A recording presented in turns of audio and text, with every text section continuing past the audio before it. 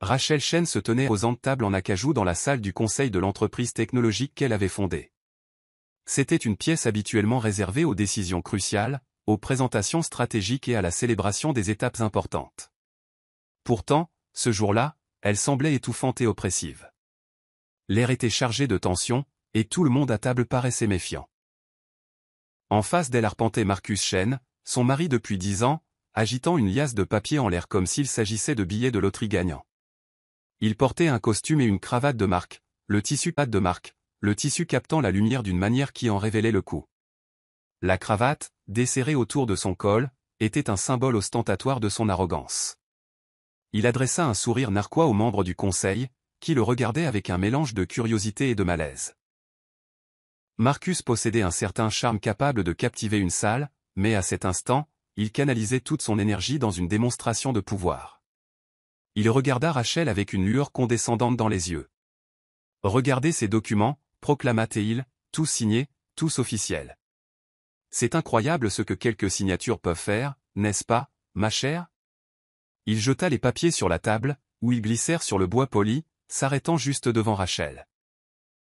Les personnes réunies échangèrent des regards silencieux. Quelques-uns d'entre eux étaient avec Rachel depuis les débuts de l'entreprise, lorsqu'ils travaillaient dans un garage aménagé et luttaient pour payer les salaires. Ces personnes connaissaient les forces et le dévouement de Rachel, et ce qu'elle voyait de Marcus ne leur plaisait pas. Rachel, cependant, ne broncha pas. Elle soutint le regard de son mari avec une expression posée. Elle nota chaque ligne et chaque lettre sur les feuilles, reconnaissant sa propre signature reproduite là, bien qu'elle n'eût jamais signé ces documents particuliers. Les signatures étaient des faux, élégants, mais des faux malgré tout. « J'ai été patient », annonça Marcus, poursuivant sa mise en scène théâtrale. « Pendant 10 ans, j'ai regardé cette entreprise grandir sous une direction, soyons honnêtes, discutable. Et maintenant, le conseil a approuvé un transfert de pouvoir. Tout le monde pense qu'il est temps de changer. » Rachel parcourut la table du regard. Certains visages paraissaient coupables, d'autres perplexes. Quelques personnes baissèrent les yeux de honte ou de peur. Marcus croyait clairement avoir orchestré une prise de contrôle sans faille, et il s'attendait à ce que Rachel s'effondre. Il se pencha en arrière, croisant les bras. « Rachel, tu devrais me remercier. Après tout, je ne prends pas ça personnellement. Ce ne sont que des affaires. Sois reconnaissante que je n'appelle pas la sécurité sur toi à cette minute même. » La pièce sembla plus petite. Le sentiment de trahison s'installa, mais Rachel garda son calme. Alors que Marcus croyait l'avoir acculée, elle s'était en réalité préparée à ce moment. Elle avait planifié méticuleusement, étape par étape, pendant 3 ans. Elle avait juste besoin de garder son sang-froid un peu plus longtemps. À 42 ans, Rachel n'était pas étrangère aux défis difficiles. Elle s'était frayé un chemin vers le succès à partir de modestes débuts, ayant grandi dans un minuscule appartement où elle partageait autrefois une chambre avec 2 jeunes frères et sœurs. Elle apprit très tôt la débrouillardise. Elle avait tenu des stands de limonade, vendu des objets artisanaux et finalement obtenu des bourses qui l'avaient conduite à suivre des cours de commerce. Plus tard, elle découvrit sa passion pour la technologie. Sa vie avait été façonnée par la volonté de contrôler son propre destin. Maintenant confrontée à la trahison de son mari, Rachel s'émerveillait silencieusement de l'ironie. La personne qu'elle avait autrefois sauvée de la détresse financière était devenue la source de la plus grande menace pour son entreprise. À la tête de la table, près de Marcus, l'un des membres du conseil toussa nerveusement. Les gens s'agitèrent sur leur siège. Marcus fit un autre pas en avant et baissa la voix, bien que tout le monde pût encore l'entendre. « Tu sais, » dit-il en s'adressant à Rachel, « personne n'a jamais cru qu'une femme avec un simple diplôme d'études secondaires pourrait diriger avec succès une grande entreprise technologique. C'est moi qui ai apporté la véritable expertise financière ici. C'est moi qui ai tout fait fonctionner. » L'expression de Rachel était indéchiffrable. Elle ramassa les documents falsifiés, les feuilleta et les reposa doucement. Sa voix resta ferme. « Je vois. » Il interpréta son acceptation silencieuse comme une défaite. « Tu as 1 semaine, dit-il avec un sourire froid, pour vider ton bureau. Je ne t'humilierai pas en te faisant escorter par la sécurité aujourd'hui. » Marcus s'attendait à des larmes. Il s'attendait à de la colère ou à des supplications désespérées. Mais Rachel rassembla simplement sa mallette et se redressa. Son calme le décontenança. Il fronça les sourcils, se demandant pourquoi elle ne montrait aucun signe de panique. « C'est aimable à vous, répondit-elle. J'apprécie la courtoisie. » Puis elle se tourna et sortit de la salle du conseil, ses talons claquant fermement sur le sol en marbre. Les employés qui passaient reconnurent sa posture stoïque, mais la confusion se répandit parmi eux. Beaucoup avaient entendu des rumeurs de prise de contrôle, mais voir la fondatrice de l'entreprise quitter sa propre salle de conseil les laissa mal à l'aise. Dès qu'elle fut dans le couloir, Rachel sortit son téléphone. Elle composa un numéro et parla doucement. « Sandra, c'est Rachel. »« Oui. »« Vas-y, mets notre plan en marche. » Sa voix était calme, mais sa main serrait fermement le téléphone. Elle avait gardé son secret pendant 3 ans, rassemblant suffisamment de preuves pour se protéger et protéger l'œuvre de sa vie. Elle était sur le point d'apprendre à Marcus que la trahison avait des conséquences qu'il ne pouvait même pas imaginer. Plus tard dans la soirée, Rachel était assise dans le salon silencieux de son appartement Penthouse autrefois partagé, réfléchissant à la façon dont elle en était arrivée là. Elle pouvait presque voir la silhouette fantomatique d'elle-même d'il y a 10 ans, une femme au début de la trentaine, pleine d'espoir et désireuse de développer sa start-up technologique. Lorsqu'elle avait lancé sa société, Shentech Solutions, elle n'avait qu'un seul produit, un petit logiciel conçu pour aider les entreprises locales à gérer leur stock. Elle avait écrit le code initial sur un vieil ordinateur de bureau dans son salon exigu. À l'époque, elle avait très peu d'argent, une montagne de détermination et la conviction que la technologie pouvait simplifier même les plus petites tâches quotidiennes. Durant ces premières années, elle travaillait sans relâche, dormant souvent sur le canapé de son bureau. Les clients étaient rares, et elle devait frapper aux portes et pratiquement les supplier d'essayer son logiciel. Quand il le faisait, il constatait de réelles améliorations, et le bouche-à-oreille finit par se répandre. Sa réputation de fiabilité et d'innovation grandit. Elle réinvestissait chaque centime de revenus dans de meilleurs équipements, des développeurs plus talentueux et de petites campagnes marketing. À sa 3e année d'activité, elle avait franchi un cap. Shentech était reconnue comme une start-up prometteuse dans la communauté locale, et elle était prête à embaucher un comptable pour tenir ses livres en ordre. C'est alors qu'elle rencontra Marcus. Il avait 28 ans à l'époque, un comptable débutant dans une grande entreprise, noyé sous les dettes d'études. Il donnait l'impression d'être ambitieux, motivé et profondément impressionné par la vision de Rachel. Il louait ses efforts et lui disait qu'il croyait en son rêve. À l'époque, Rachel trouvait son enthousiasme rafraîchissant et sa perspicacité financière essentielle à la croissance de l'entreprise. Au début, Marcus était tout ce que Rachel pensait vouloir chez un partenaire, tant sur le plan personnel que professionnel. Il organisait les finances, mettait en place de nouveaux systèmes pour la paie et les impôts, et aidait Rachel à mieux comprendre les complexités de la comptabilité d'entreprise. Il offrait également un soutien émotionnel, veillant tard avec elle pendant qu'elle planifiait des expansions ou affinait ses idées de logiciels. Leur relation professionnelle s'épanouit en romance et finalement en mariage. Pendant de nombreuses années, ils semblèrent bien travailler ensemble. Marcus passa de comptable débutant à directeur financier de Shentech. Son nom apparaissait progressivement dans davantage de documents, et il conseillait Rachel sur les décisions financières clés. Elle comptait sur sa clarté et ses connaissances.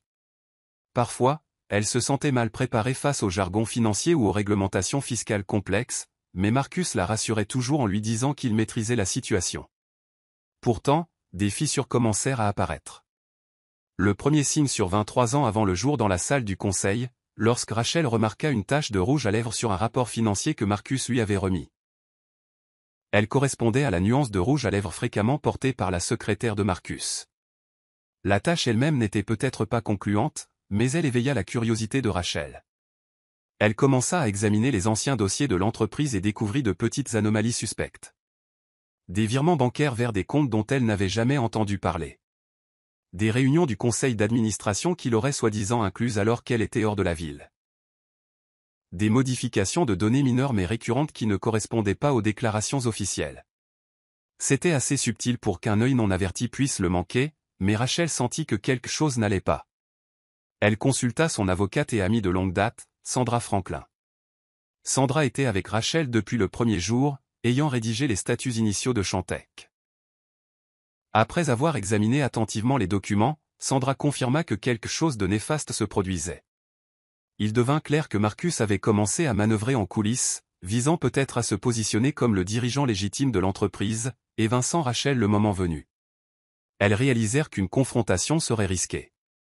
Marcus, rusé et bien au fait des finances de l'entreprise, pourrait cacher des preuves ou accélérer ses plans s'il se sentait menacé. Rachel suivit donc le conseil de Sandra. Agir normalement, rassembler des preuves discrètement et préparer un solide filet de sécurité. Ce filet de sécurité prit la forme de sociétés écrans. Utilisant l'argent qu'elle avait mis de côté et une partie des fonds discrétionnaires auxquels elle accédait prudemment, Rachel créa 3 entités d'investissement distinctes. Elle les garda loin des registres officiels de Shantech.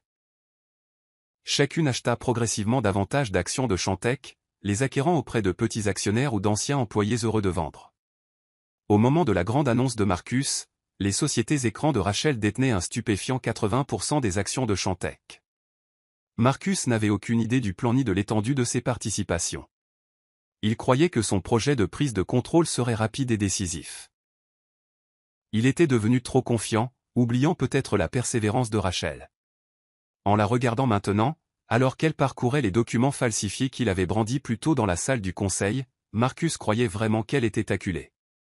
Toujours assise dans son salon, Rachel expira lentement, laissant la tension de la journée s'apaiser. Elle jeta un coup d'œil à une photographie encadrée d'elle et Marcus à une époque plus heureuse, dans une station balnéaire, tous deux souriants, célébrant l'un des premiers succès de l'entreprise.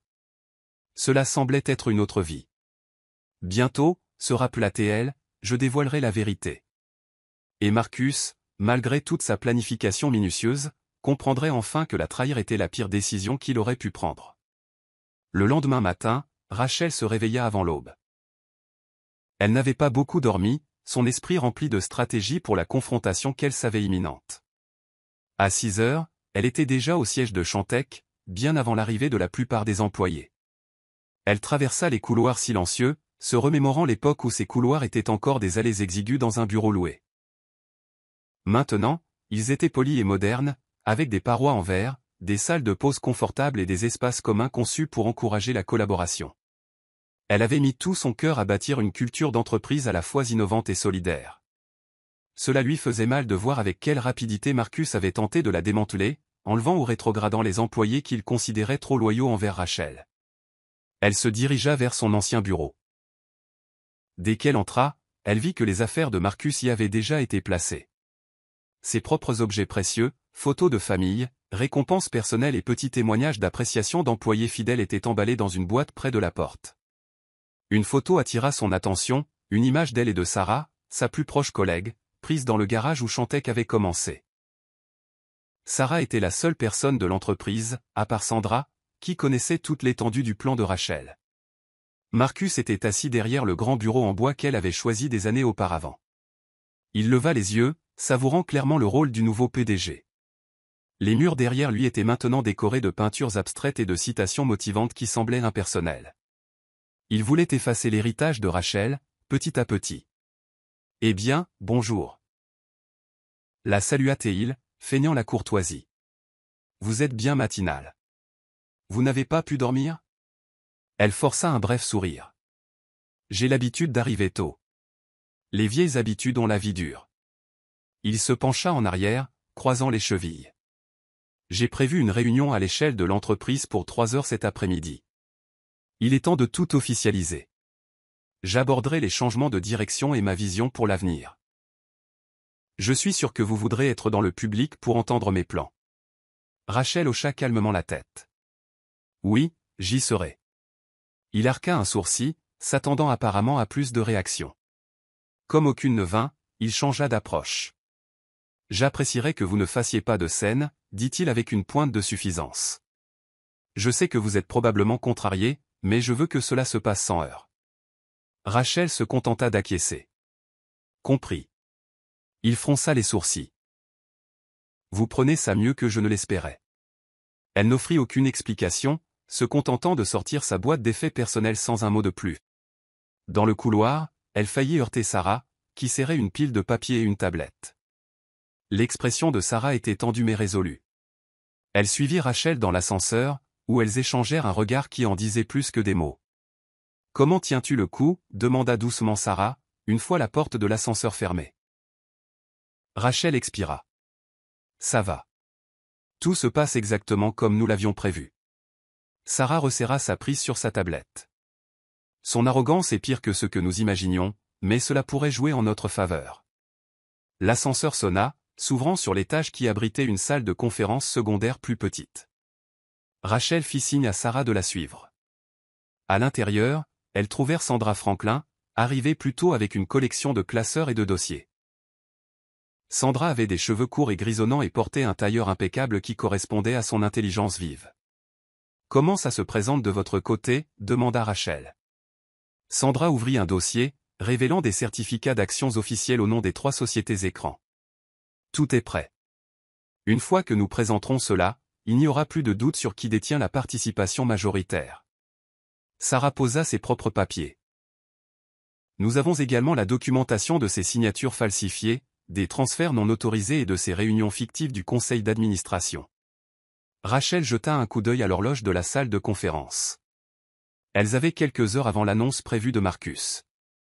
Elle sentait ses nerfs vibrer, mais la présence de ses alliés de confiance la calmait.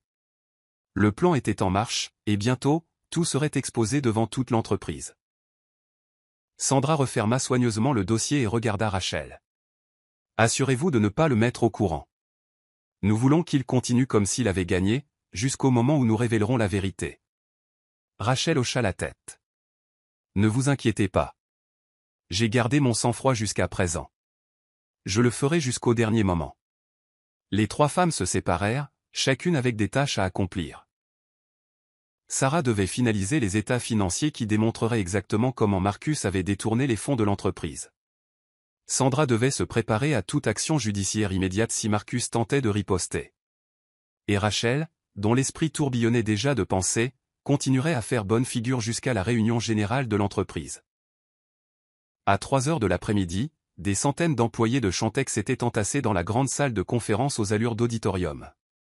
Marcus se tenait à l'avant, un grand écran derrière lui affichant un logo d'entreprise fraîchement conçu avec de nouvelles couleurs de marque. Il s'éclaircit la gorge, arborant un sourire qui se voulait rassurant, mais qui paraissait plus triomphant qu'attentionné. Il commença, « Bienvenue à tous. Merci de vous joindre à moi. Je sais qu'il y a eu des rumeurs de changement de direction, et je suis ici pour tout clarifier. À compter de maintenant, je suis le président-directeur général de Chantec.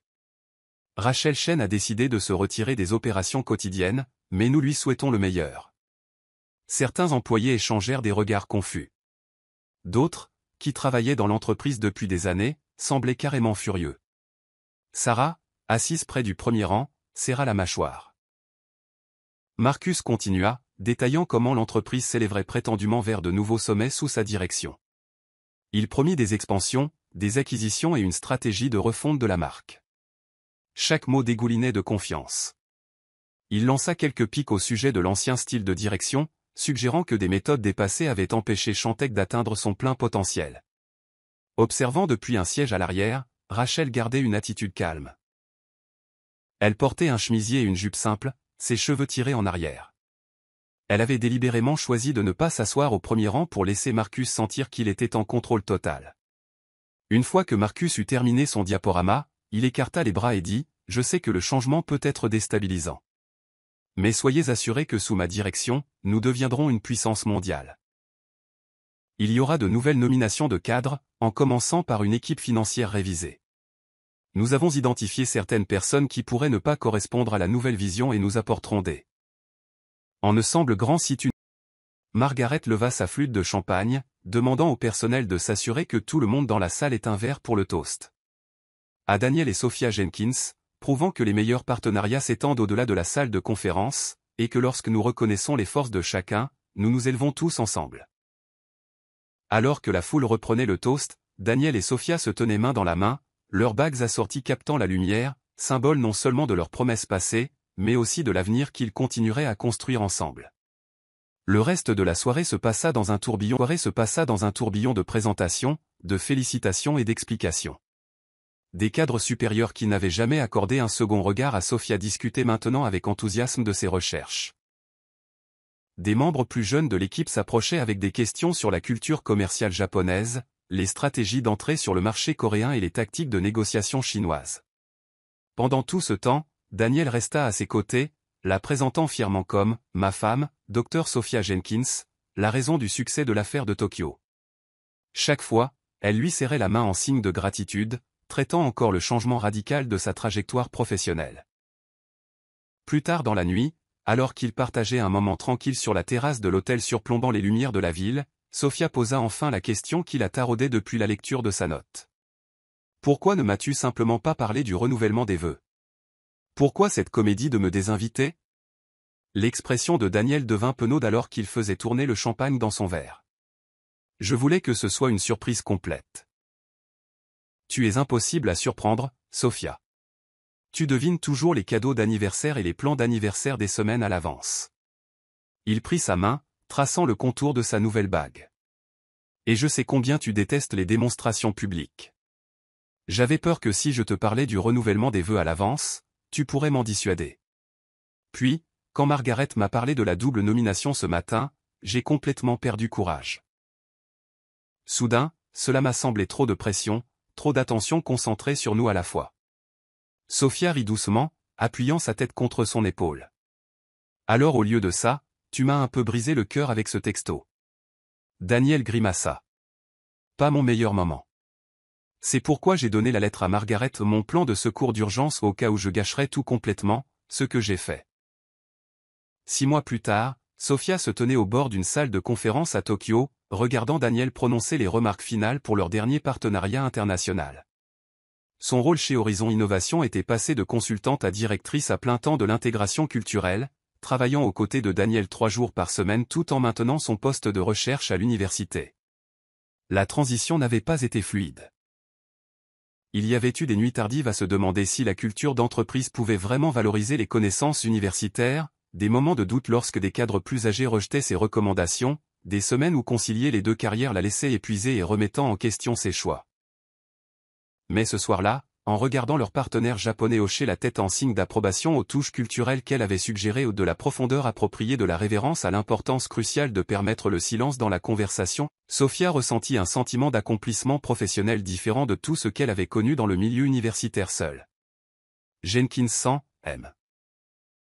Tanaka, le PDG âgé de leur société partenaire, s'approcha d'elle après la conclusion de la réunion formelle. Dans un anglais soigneusement mesuré, il continua, « Votre mari a expliqué que beaucoup des protocoles que nous avons trouvés si respectueux provenaient de vos recherches.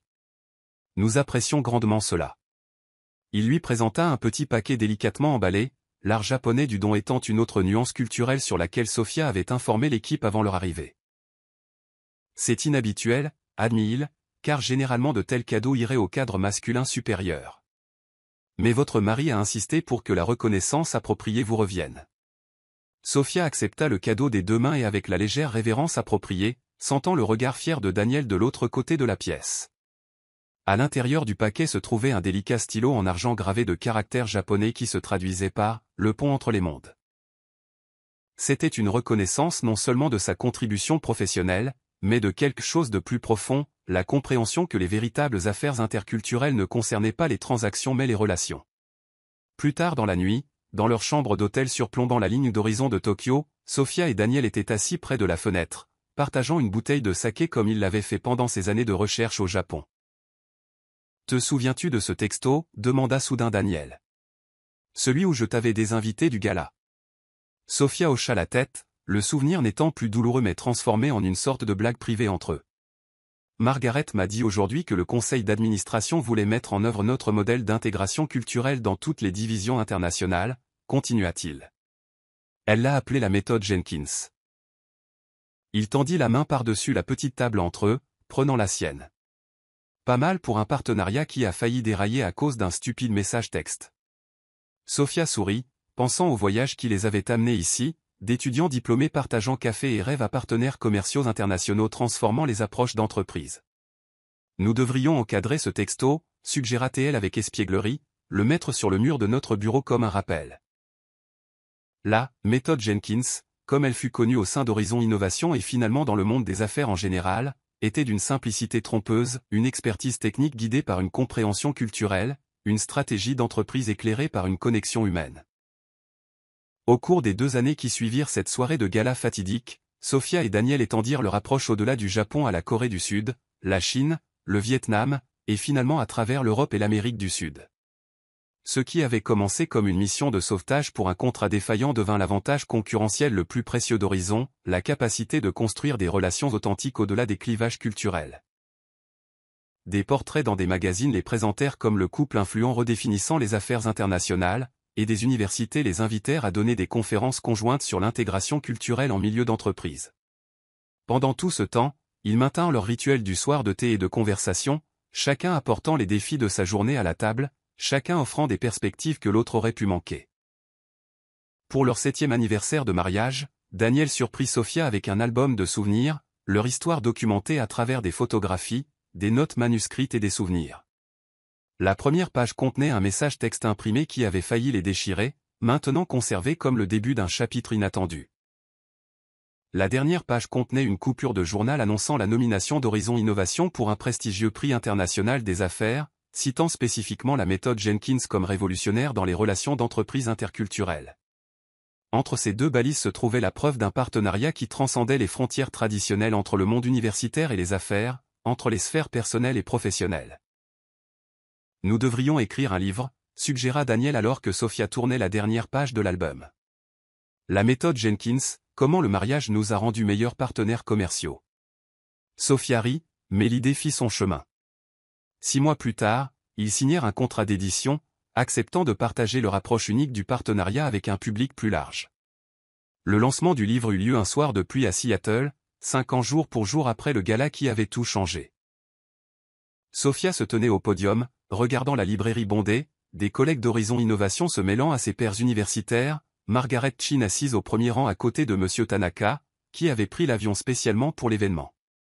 Daniel se tenait légèrement derrière elle, sa présence aussi solide et encourageante que toujours. Les partenariats les plus réussis.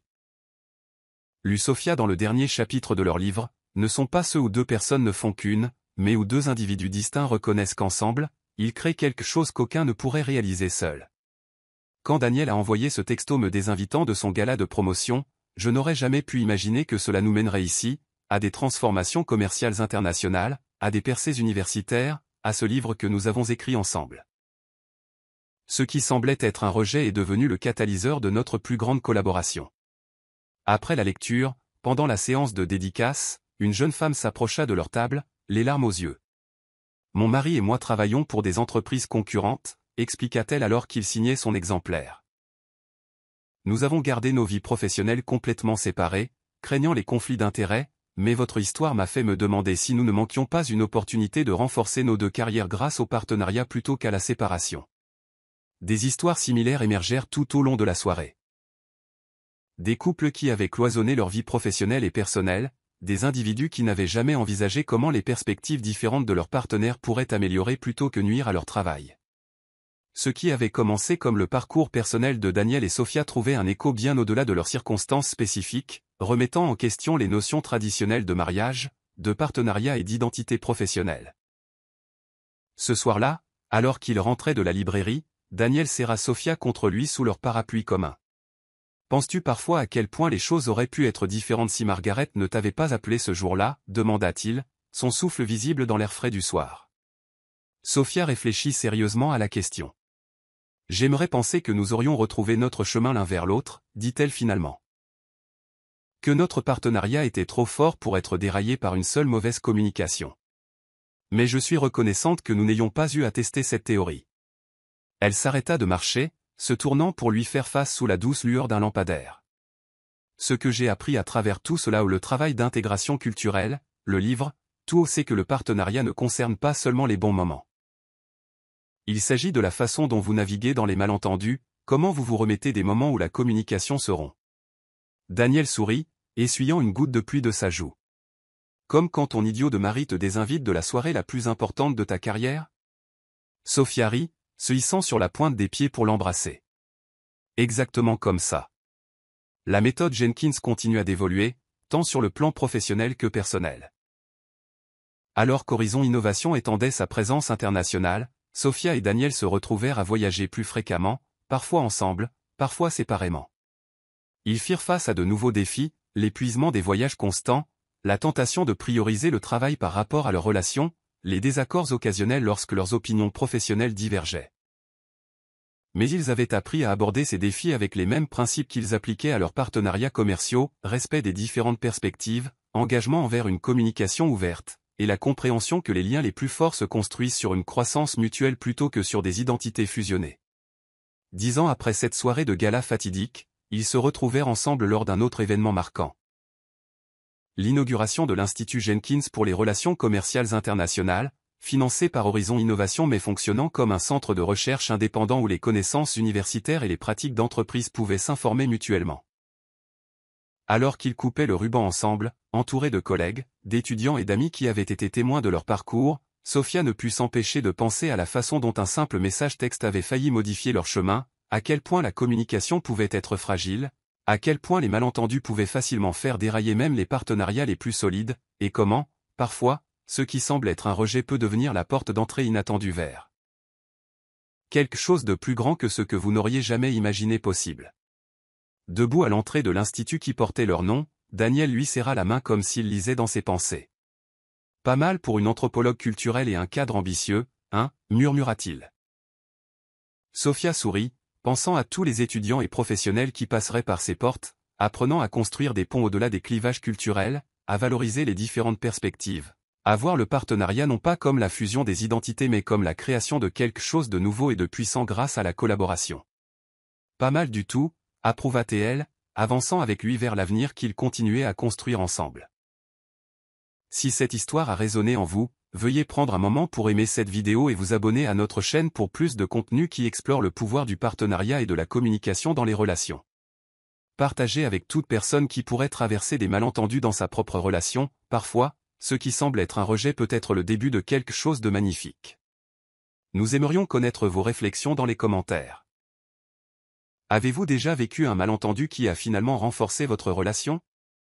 Quelles leçons avez-vous apprises sur le partenariat que vous auriez aimé connaître plus tôt?